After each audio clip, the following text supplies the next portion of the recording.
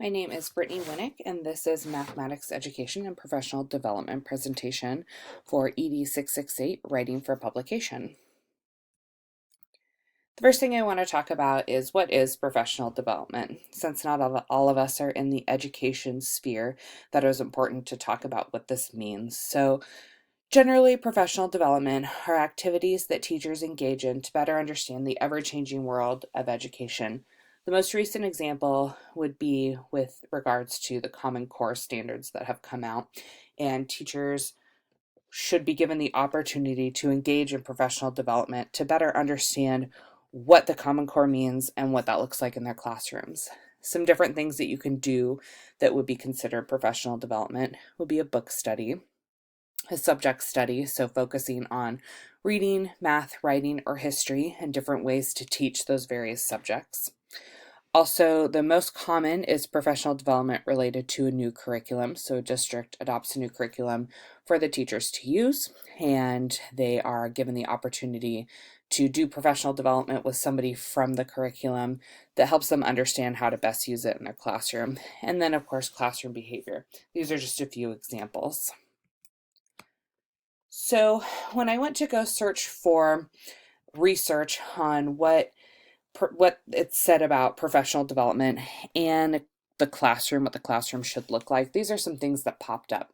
So, and I posed all of these, I looked at all these questions in regards to mathematics education because that's where I do most of my work. So one of the things I found is that posing interesting mathematical questions helps keep students engaged and allows them more opportunity to have rich conversations about math.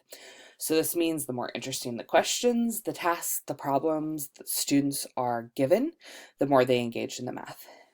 Then focusing on questioning strategies that include probing sequence of specific questions gives students a better chance to be able to justify their mathematical reasoning. So instead of just having a student talk about what they did, this gives them an opportunity to talk about what they did, why they did it, how they know that it worked. So they're going more in depth with the math. So another thing I found is that mathematical learning happens when students are free to make mistakes, have the opportunity to explore the math creatively, and can participate in a mathematical discourse. So they're free to think of math more creatively as opposed to just solving one problem after the other. They have the opportunity to talk about the problem that they solved and how they know it makes sense. So I took all of these things and I thought about what an effective professional development would look like that would help teachers to understand all of this research that I've done. So how would a teacher make sure that they're making all of these things happen in their classroom? So what I did is I created kind of a small example of a professional development activity that I would do with teachers that focuses on allowing students to engage in that mathematical discourse and gives the students fun, interesting tasks to do, and for the teachers to see examples of what that looks like. So the first thing I would do is I would have the teachers look at the following problem. So Martha was recarpeting her bedroom, which was 15 feet long and 10 feet wide. How many square feet of carpeting will she need to purchase? So you're free to do this if you would like to. I'd be more than happy to see any work you come up with. So how difficult was the task to complete, and how many different ways can you solve this problem is the conversation that would happen directly after this took place, and the teachers would all talk about it. What did you do? Maybe some drew a picture, maybe some just did the multiplication and moved on. That's it. The next problem the teachers would also do. So Miss Brown's class will raise rabbits for their spring science fair. They have 24 feet of fencing with which to build a rectangular rabbit pen to keep the rabbits. If Miss Brown's students want their rabbits to have as much room as possible, how long would each the sides of the pen need to be? How long would each the sides of the pen be if they only had 16 feet of fencing? How would you go about determining the pen with the most room for any amount of fencing? Organize your work so that someone else who reads it will understand it. So we would then have the conversation. Teachers would take the opportunity to solve this problem. We would share what they solved, how they went about it, what strategy did they use, More often than not, you're going to have a couple of different strategies. We talk about those, connect them to one another so that teachers can see all of the different ways the problem can be solved. So we then talk about how difficult was the task to complete and how many different ways did we find in the classroom, just with these teachers, to solve the problem. So we begin that discourse of, which problem is more engaging to the students and which one did they find themselves more engaged in, the first one or this one that asks you to do a lot more. After that, we would have that conversation about the two tasks and what they look like and some different things that they noticed about them. So this is just an example of some of the things that teachers may come up with. So the Martha's carpeting task is very procedural. You multiply the two numbers. Requires students to do one operation. It addresses one Common Core standard and 0 math practice standards.